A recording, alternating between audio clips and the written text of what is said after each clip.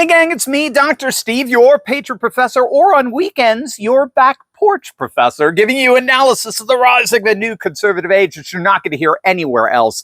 So make sure to smack that bell and subscribe button. We've got to talk about the colossal fall of Stephen Colbert. I mean, we touched on it very briefly in our live stream Friday broadcast the other day, but there's really a lot to understand and appreciate what just happened. I'm going to lead with the biggest takeaway in all of this. Bottom line, we just keep winning. Winning, winning, winning. We are winning the political battles, we are winning the economic battles, and we are winning the cultural battles. We, the MAGA movement, are winning. And Stephen Colbert was yet the latest casualty for the woke left. We're absolutely livid today. We'll get into that in a moment. But I thought we should lead with that. That's the big picture. That's the big takeaway. If you're going to take anything away from this video in terms of what happened to Colbert, we keep winning. We keep racking up wins like we never imagined possible just a couple of short years ago. So as many of you know, Stephen Colbert just got fired from CBS after nearly a decade of spewing left-wing propaganda on The Late Show. And this comes just days after he publicly voiced criticism against CBS executives for agreeing to pay President Trump tens of millions of dollars in a settlement over their misleading doctoring of Kamala Harris's disastrous interview on 60 Minutes. Well, literally within hours of Colbert whining and complaining about that in front of the clapping seals that comprise what's left of his dwindling audience, CBS fired his butt. And that, of course, caused left-wing lunatics to flip out. Elizabeth Warren, Adam Schiff, they're all screaming, bribery, bribery, and they're claiming that this is Trump's revenge and that he's making CBS fire Colbert and the like, which to me is so strange because it's such an absolute waste of breath. CBS could fire Colbert for any reason they want. Just ask Conan O'Brien. Well, that was NBC, but Conan, he had his turn at the Tonight Show cut rather short with Jay Leno coming back, who I understand was at least in part responsible for cutting the cord on Conan. Regardless, the executives could fire Colbert for any reason they want.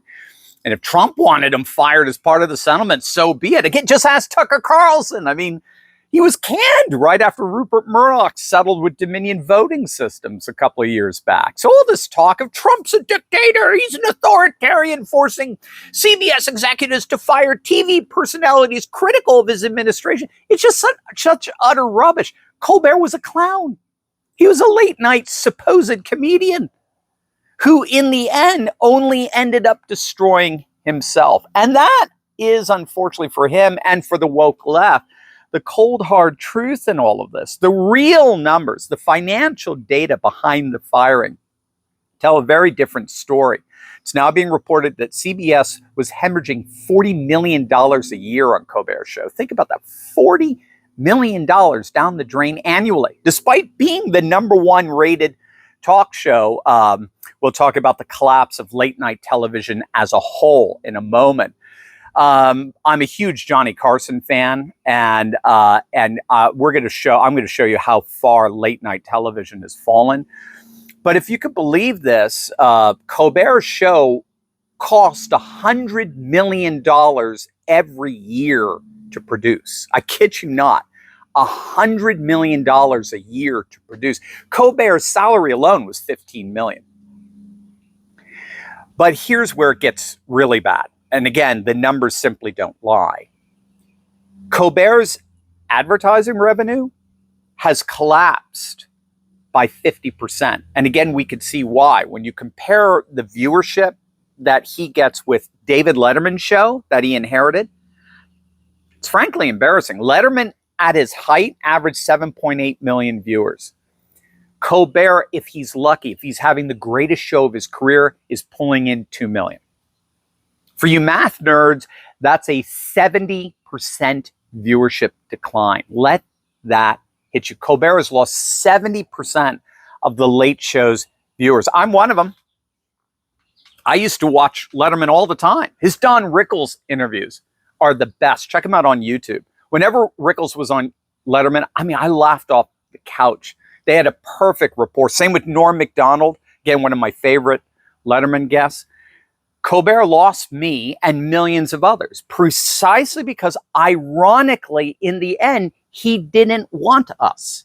He, like Jimmy Kimmel, did not hide his derision and disdain for half the nation. The comedian Rob Schneider brought that up yesterday. He absolutely destroyed Colbert, saying that he, in effect, got a crash course on free speech after showing complete and total disdain for more than half of America.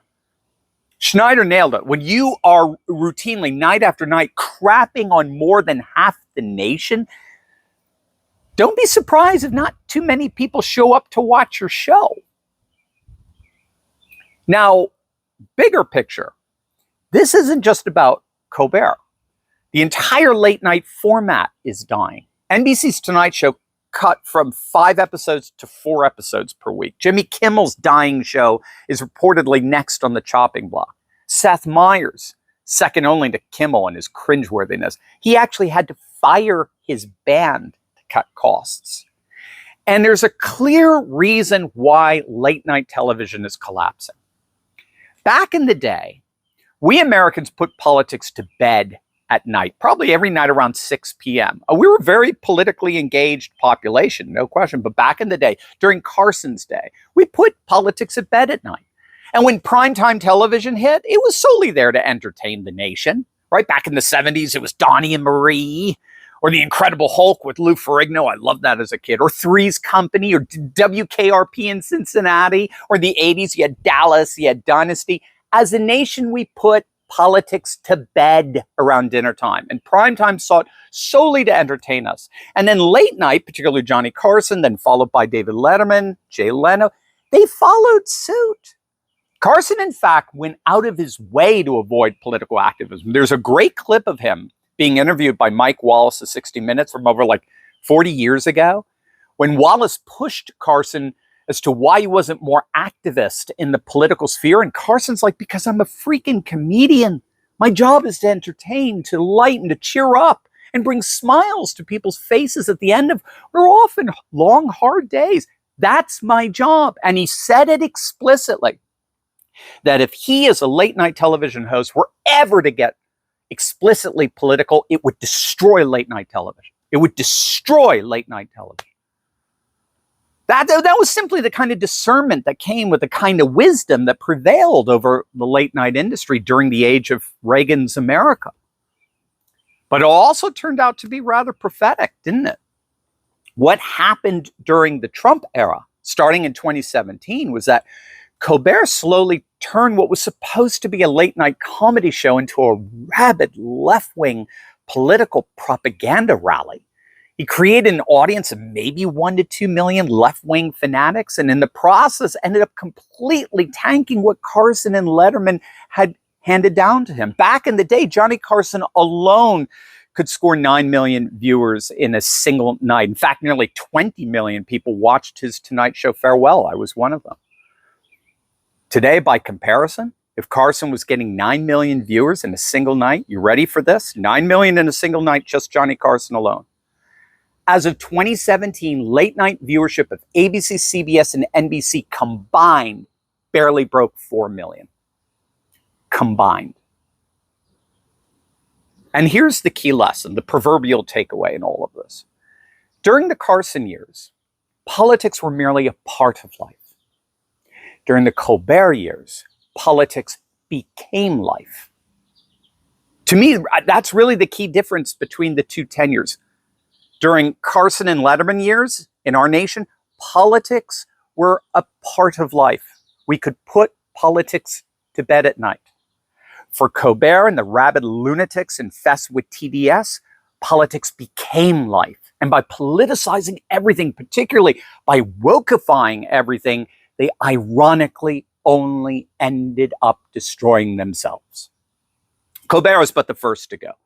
Be assured Kimmel will follow shortly, and then inevitably the rest. This failed comedian, Stephen Colbert, thought that he could help bury the first President Trump and the whole of the MAGA movement. But as of today, it is President Trump and all America First patriots who are indeed enjoying, ironically, the last laugh. As always, tell me what you have to say. I want to know. I want to read it. Let me know in the comments section below. And as always, of course, make sure to smack that bell and subscribe button for news and analysis you're not going to get anywhere else. Love you guys. God bless.